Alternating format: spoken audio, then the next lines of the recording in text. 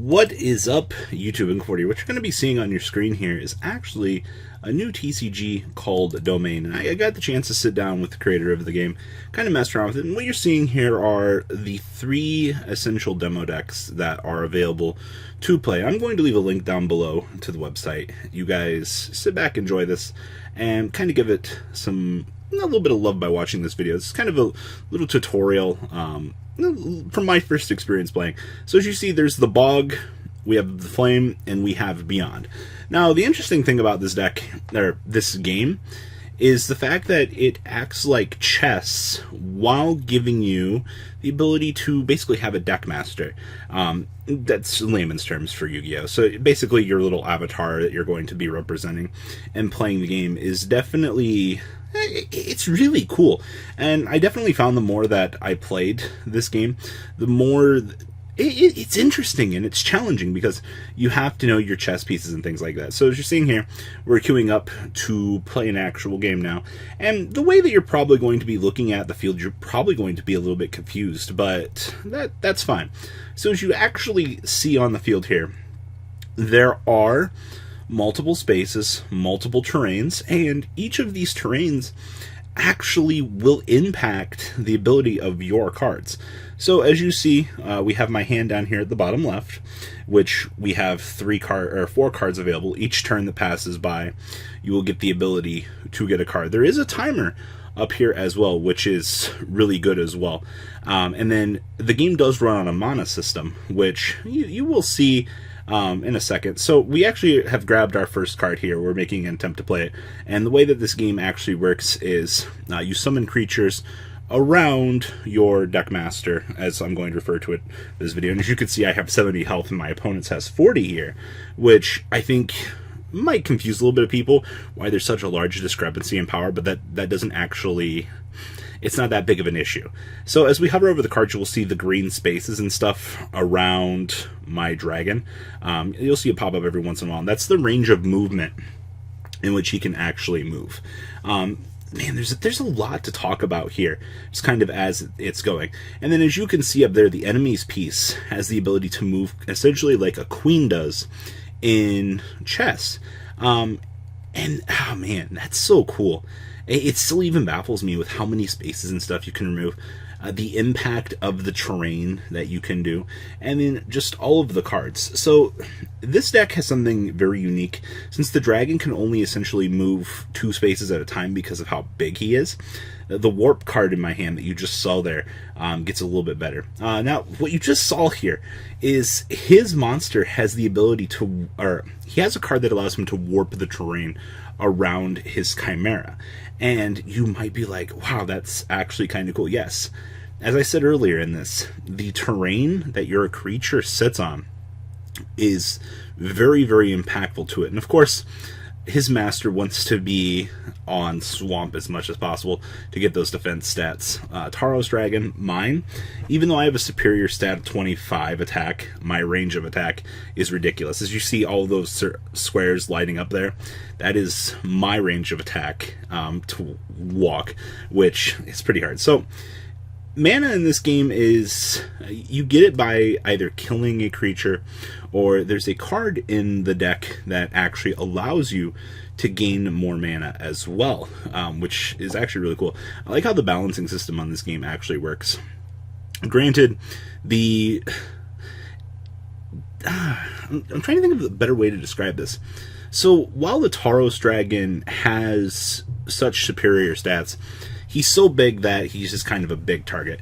And the more you'll see here as we're kind of playing, we're testing the grounds to see where I can place stuff. And once again, you have to place it around Taros Dragon. The card we're trying to play is Explosion, which actually detonates itself in a range of attack for the opponent to deal damage. Which these cards are really powerful for what they are.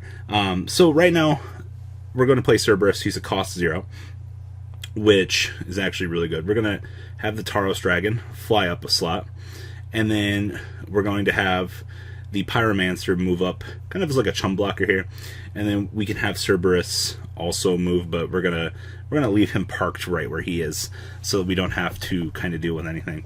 We're already on his territory, which is already kind of bad as it is. I don't like not having home field advantage, but we do have him attack range.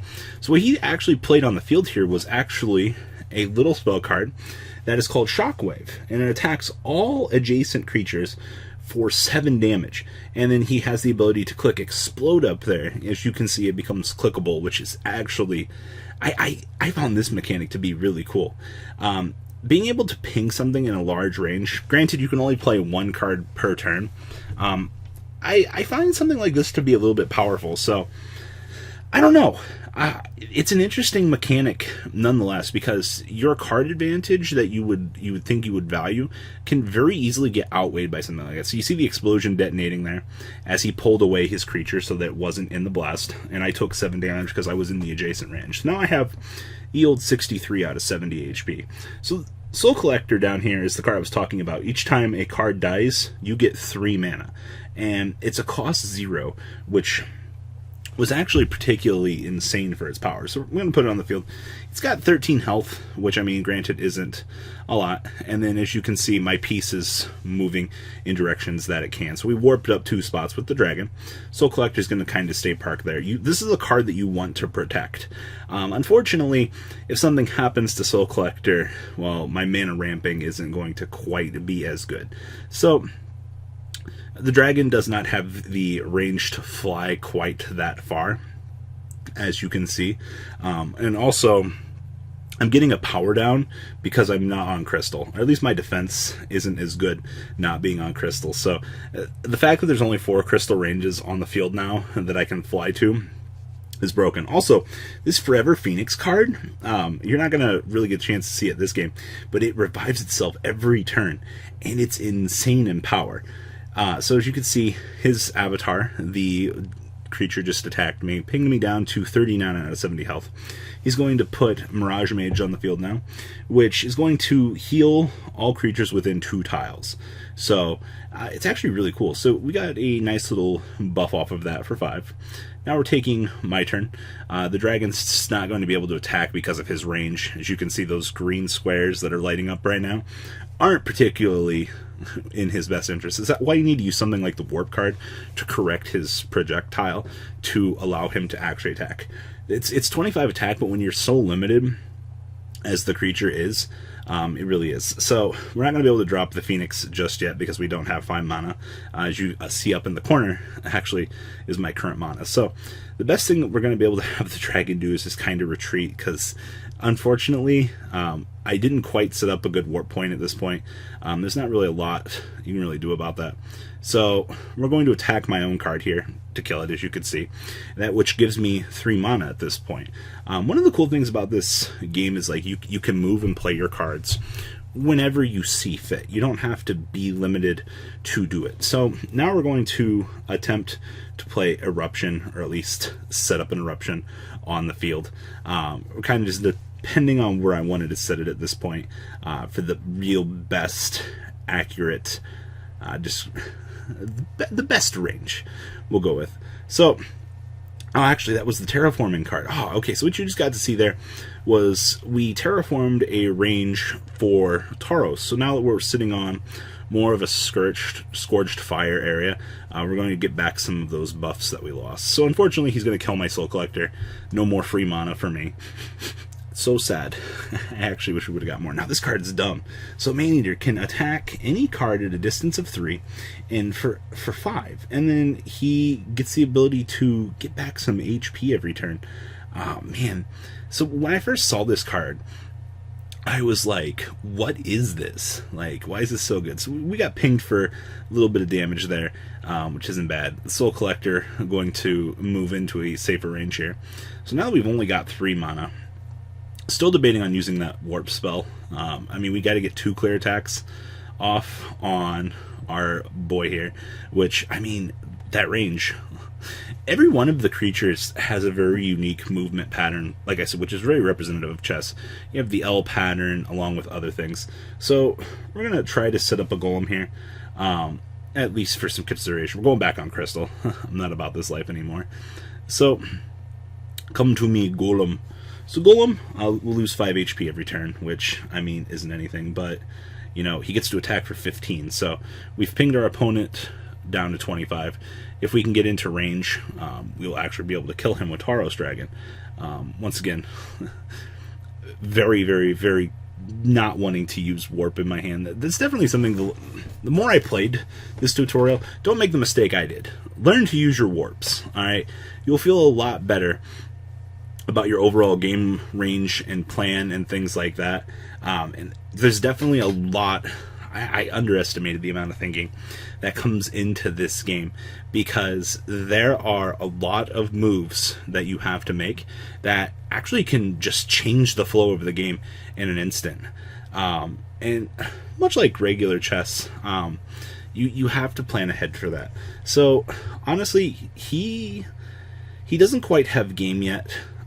He's got a lot of creatures that I think are... He's definitely got board control right now. That was one thing that was kind of scaring me the more I played this. You want more creatures and things like that to kind of take advantage. As you see there, he's just going to go ahead and heal a little bit. He got 5 damage off on my little golem. And then, you know, we're kind of ramping a little bit to see what we're going to do. So, turn comes back to me. Still need to get some more mana. Should have played more Soul Collectors. It was actually something I wish I would have paid more attention to the more I played this, was more Soul Collector value. So Golem can't quite be cool and attack our friend. He can only just kind of move up and park his butt. So, hello Soul Collector, my old friend. How are you? We were always trying to move the Soul Collector back in defense. Like, he's definitely... There was one thing that the creator was telling me most, was you definitely want to protect your Soul Collectors. Now we're on 6 mana now, which at this point, yeah, I had to sacrifice by attacking one of my own creatures, which actually I think is pretty cool that you actually get to do that. You get to combo off in pretty unique ways, and amongst all of the cards that are available in the game, I think that is one of the unique things. You get to sacrifice your own pieces, that card advantage that you can value to change the flow of the game. Really, just, it depends on things. So Chimera is moving back. He's going to set up this broken card. So Ephemeral a Garden. So basically it reduces health to generate mana every single turn. And I definitely found the more and more that I played that was the card that you want. You definitely want to protect it with your life, because the advantage that it starts generating to you is crazy. Literally, trading 3 health for mana every single turn, that's an invaluable resource for this game. I would like to see more mana generating cards. I understand that we're still being developed at this point. I probably will do another video on this game at some point, because this was a lot of fun. Getting the chance to kind of see where things were going. So now we are going to summon the Phoenix. Now the Phoenix can only move in an L shape, much like his counteractive chess piece. We have to kind of set him up a little bit. Yeah, he does return every single turn, which is good, but you got to remember, just because a piece can revive itself and has great value, doesn't mean that per se it's not going to be something that can be sacrificed. You gotta remember, moving in an L shape is a little bit risky. God, once again, chess is not my forte. I enjoy the game, but it's like one good outplay and you're just in a really bad position, like not positioning your pieces correctly, warping to a better location, and things like that. So we get a free heal off here. He's back to 40 HP at this point. I get pinged for a little bit of damage, which is fine. I'm not too worried about it. We still got 34 health. He's going to come on down here and kind of park there. So his attack is 19, which is pretty good for a 40-40. The Beyonder actually is pretty crazy too. That was the deck I actually enjoyed the most, because he has the most range of movement, which is actually really crazy. So we're going to set up an explosion here. We're going to get pinged. We're now at 27 to his 38. Man, the diamond is, or excuse me, crystal is such a good circle. So once again, we're still not in that range of attack. So we're going to have Phoenix here decide which L shape he's going to move in. We can definitely attack the Bog Spirit there, which we do get the free kill off. So now the healer is just chilling there. He's getting free mana every turn up there, as you see. We're going to retreat back. So currently we're at 27 health. Soul Collector is still on 4 mana. We're going to go ahead and cast a Cerberus here, and we're going to have Cerberus attack. So now what comes out of this? He still has free range movement to attack me for 19 off of his card. His garden is still generating mana up there. So this might not be looking so good for me. It's a sad... Oh no, he just summoned another copy of himself. What? I'm at 3 health now. That's ridiculous. Yeah, so these decks have the ability to call copies of themselves. The Beyonder deck has an extra copy of itself, and this copy also has another copy of its avatar. Unfortunately, we can't really do anything in that L shape. Cerberus is just going to kind of move.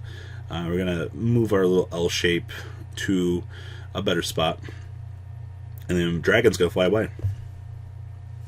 Not really a lot we can do. So, I guess I have to play my last pathetic card and hope for the best here. So, we can only summon Pyromancer next to our friend up here, which...